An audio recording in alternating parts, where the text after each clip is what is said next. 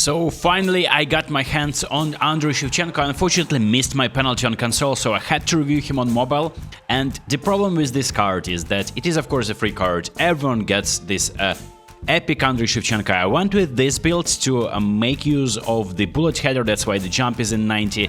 But unfortunately I couldn't really score a single bullet header. It's not my style of play, but when I tried it to cross, I tried to chip. Where is my bullet header, Konami? It's not working, he is not scoring these type of shots, and then when it comes down to dribbling, he is easily dispossessed, or for tap-ins, I mean, he is alright of course, but this is not the card that we expected to get. First and foremost, I would have wanted phenomenal finishing on him. Secondly, I jumped into some events, and you can see my opponents like ranked Division 1 players playing with Portugal. I played with Ukraine, and I played some Division games as well with my main team. And Sheva wasn't really cooking for me. Like, he scored some goals, he was getting the chances, and this again, when Konami is saying that the chips are improved, and guess what? Shevchenko has chip shot control, and Konami said you don't even need to have a skill like that.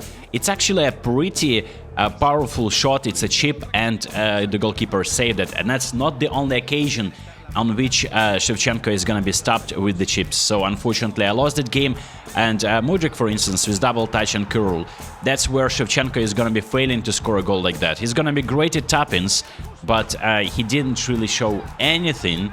And when I'm gonna be trying a different build, of course, on console, I'm gonna be trying the dribbling build, but it still gets to 85 dribbling and probably like 80 balance. And then what's the point of the bullet skill? I mean, where is my momentum dribbling? Where is my phenomenal pass? Where is my phenomenal finishing? At least something useful. And Andriy Shevchenko is getting into positions to score. Let's take a look at this bullet header.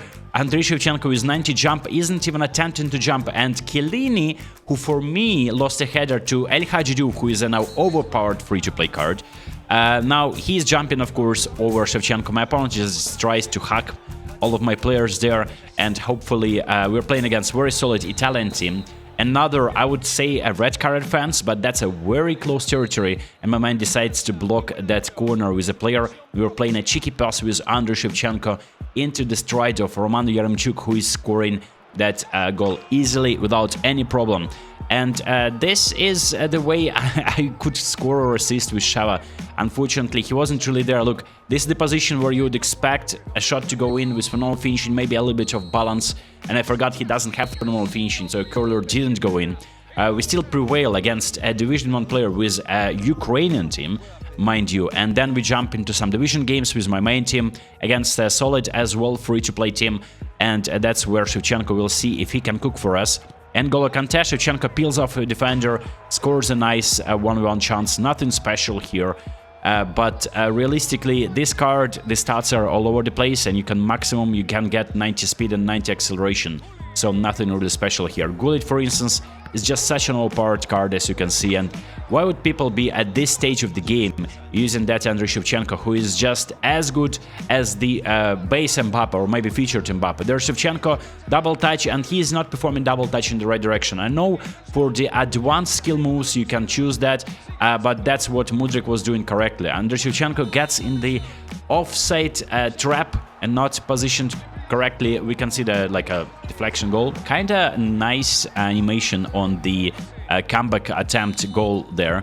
We're winning this game. Sheva was on score sheet, but I just didn't feel like he was improving my gameplay anyway.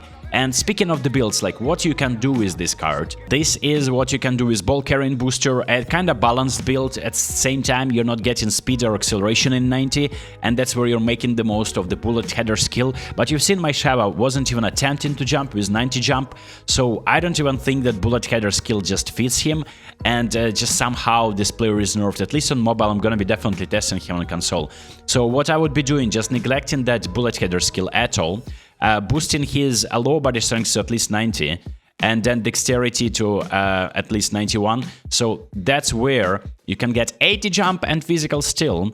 You get 90 finishing and decent speed and acceleration points, and of course offensive awareness is boosted. That would be the build that makes the most sense, but at the same time he's not better than Batistuta here, right? He's not better than even Kylian Mbappe, because Mbappe can get 90 in all dribbling stats, where double touch is a good skill, and I gave my Sheva double touch, of course. He needs additional skills like one touch pass, double touch, maybe through passing, heel trick, I mean, if you want soul control, for the shooting skills, he's alright, but at the same time, I just don't believe that bullet header and Earl's Purity are really useful skills on a card like this, because he's not the tallest player, he's only 183. Konami, we want a proper Sheva.